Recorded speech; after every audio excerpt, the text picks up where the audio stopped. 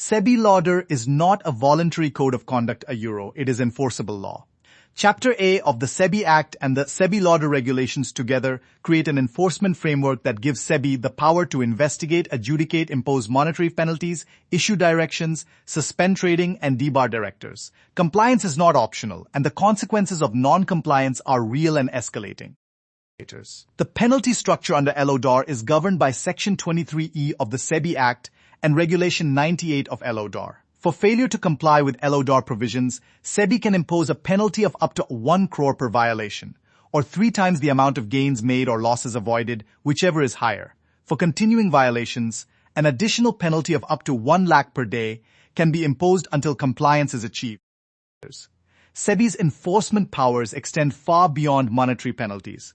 Under Sections 11 and 11B of the SEBI Act, SEBI can issue directions to any listed entity or its directors euros, including directions to cease and desist from a particular course of action, to freeze assets, to restrain access to the securities market, and to prohibit a person from being a director of any listed company.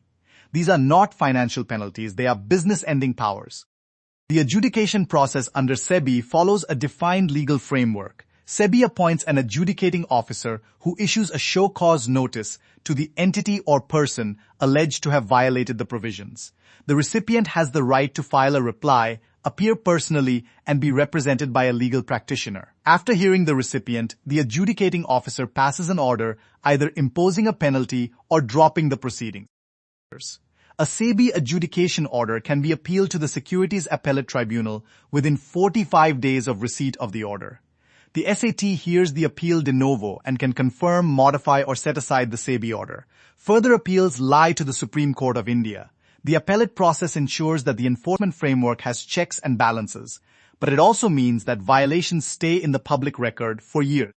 SEBI has progressively increased both the frequency and the quantum of enforcement actions under LODR. The 2023 amendment to the penalty provisions significantly raised the maximum penalties.